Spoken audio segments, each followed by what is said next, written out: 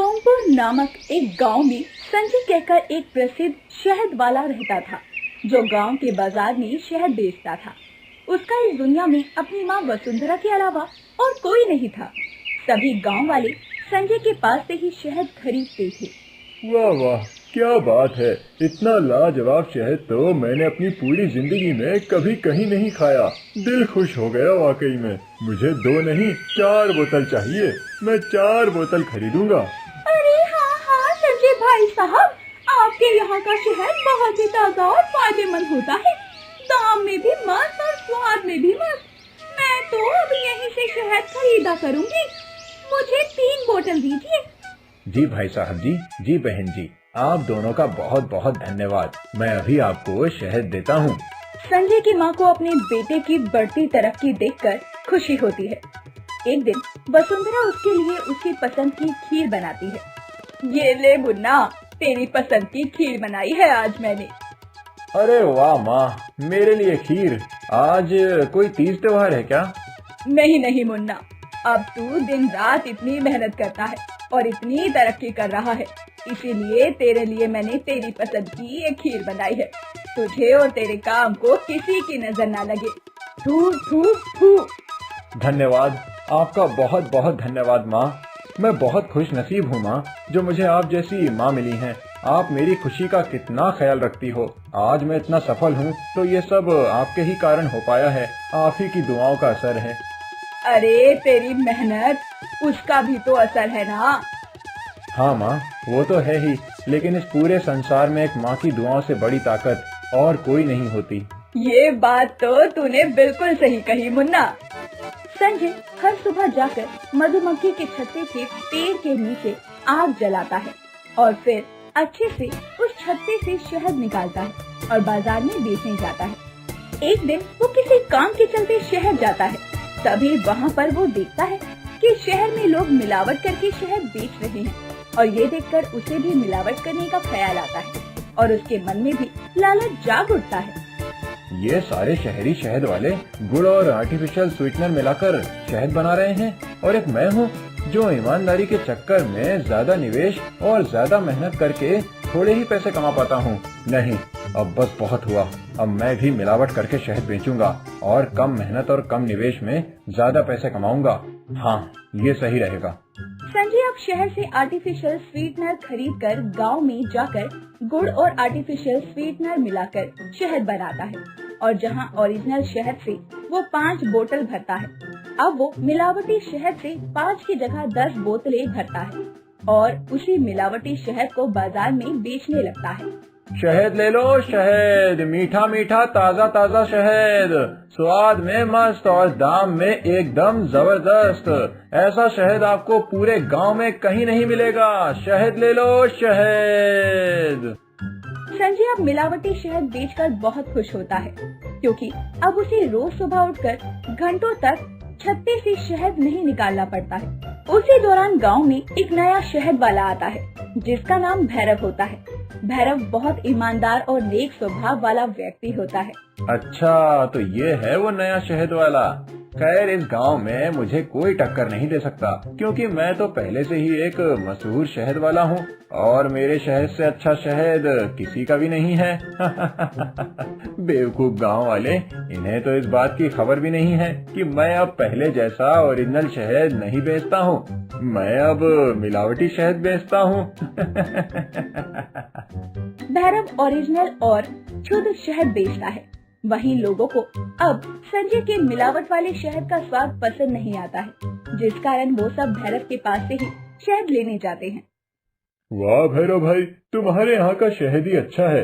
अब वो संजय पहले जैसा शहद नहीं देता है। अरे हाँ भैरव भाई साहब, आपका शहद तो वाकई में ताज़ा, मीठा और एकदम सेहतमंद लग रहा है। संजय भाई के शहद में पहले जैसी बात नहीं रही है, पता नहीं ऐसा क्यों। एक दिन वसुंधरा संजय को शहद में मिलावट करते हुए देख लेती है और वो उस दृश्य को देखकर एकदम से हैरान हो जाती है। मुन्ना, तू ऐसा कैसे कर सकता है? तू ये शहद में मिलावट कर रहा है। मैं अपने सपने में भी नहीं सोच सकती थी कि तू ये हरकत कर सकता है। वो माँ, दरअसल क्या मुन्ना, तू चुप रह। इसीलिए तू पहले जैसे मेरे सामने शहद को बोतलों में भरता नहीं है और इस कमरे में आकर छुप छुप कर गुड़ और ये मिलावट वाले स्वीटनर से मिलावट करता है और शहद तैयार करता है। हाँ तो उसमें क्या बुराई है माँ? शहर में सभी लोग इसी प्रकार का शहद बेचते हैं। कम निवेश और कम मेहनत में ज्यादा पैसे कमाने का मौका मिल रहा है मुझे। कब तक मैं ईमानदार बनकर रहूंगा? मुझे अपने आप के लिए थोड़ा तो स्वार्थी होना ही पड़ेगा ना, तभी तो मैं जीवन में आगे बढ़ पाऊंगा। नहीं मुन्ना, ये तू जो कुछ भी कर रहा है ये सरासर गलत है। तू इतना लालची हो जाएगा ये मैंने कभी सोचा नहीं था मुन्ना। अभी भी समय है, ये मिलावट वाला शहद बेचना बंद कर और पहले जैसे छत्ते से शहद ला। बिना मिलावट का शहद बेच, वरना ग्राहक तेरे पास आना बंद कर देंगे। आप घबराइए मत माँ, आप बस उस दिन का इंतजार कीजिए जब आपका मुन्ना इस गांव का सबसे धनवान व्यक्ति बन जाएगा और मेरी एक शहद की फैक्ट्री होगी। फैक्ट्री, हाँ। संजय वसुंधरा की बात नहीं सुनता और अपनी ही मनमानी करता रहता है, लेकिन अब धीरे धीरे उसके ठेले पर ग्राहकों का आना जाना कम हो जाता है और सब उसके यहाँ बिकने वाले शहद की बुराई करने लगते हैं और इस कारण संजय को अब भैरव पर खूब जलन होने लगती है। इस भैरव के कारण मेरे ठेले पर अब कोई भी शहद खरीदने नहीं आ रहा है। ये शुद्ध शहद बेच रहा है, इसीलिए। अरे मैंने तो तुझसे पहले ही कहा था मुन्ना कि लालच मत कर और शुद्ध शहद बेच, लेकिन नहीं, तूने मेरी एक नहीं सुनी। अब भुगत। लोग इतने भी बेवकूफ नहीं हैं जो स्वाद में फर्क ही ना पता लगा सके। अरे लोग तो वही शहद खरीदेंगे ना जो साफ और शुद्ध हो, जिसका स्वाद एकदम पक्का हो। भैरव की कोई गलती नहीं, तू भी एक वक्त पर उसी की तरह ईमानदारी से शहद बेचा करता था, लेकिन तेरे लालच और स्वार्थ के कारण तू आज इस जगह पर है, अकेला और हारा हुआ। संजय वसुंधरा की बातों पर इतना गौर नहीं फरमाता है और अब वो भैरव को अपने रास्ते से हटाने के लिए योजना बनाने लगता है और वो अपना ठेला लगाना बंद कर देता है और एक दिन भेष बदलकर भैरव के पास जाता है और उसके शहद की दुकान के बाहर जाकर बोलता है, भाई साहब, मुझे कुछ काम होगा तो दे दो ना भाई साहब। मेरी बीवी और बूढ़ी माँ भूखे हैं, हम बहुत कठिन परिस्थिति से जूझ रहे हैं। हमारी मदद करो भाई साहब, हमारी मदद करो। चिंता मत करो, मैं तुम्हारी मदद जरूर करूंगा। तुम मेरी दुकान पर काम कर सकते हो। तुम्हें बस जंगल से शहद लाना होगा, वो भी रोजाना। ला पाओगे? हाँ भाई साहब, क्यों नहीं, जरूर लाऊंगा। आप बस मुझे ये नौकरी दे दीजिए। पैसे कम दोगे तो भी चलेगा, लेकिन बस आप मुझे काम दे दीजिए। मैं आपसे विनती करता हूँ, मुझे काम दे दीजिए। देखो, तुम विनती मत करो और ना ही तुम्हें मुझे सफाई देने की जरूरत है। मैं समझ सकता हूँ कि तुम किन हालातों से गुजर रहे हो। मैं तुम्हें काम देने के लिए तैयार हूँ और साथ ही मैं तुम्हें महीने भर के अच्छे खासे पैसे दूंगा। बस तुम अच्छे से अपना काम करना। वैसे मुझे पूरा यकीन है कि तुम अपना काम और जिम्मेदारी को बखूबी निभाओगे। ठीक है भाई साहब, मैं आपको रोज शहद लाकर दूंगा और आपकी दुकान पर काम करूंगा।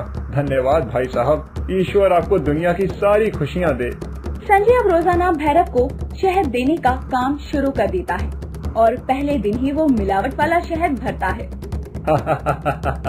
नालायक कहीं का, खुद को बहुत होशियार समझता है तू भैरव। अब देख कैसे तुझे अपने रास्ते से इस गांव से बाहर निकलवाता हूँ। बस अब बहुत हुआ।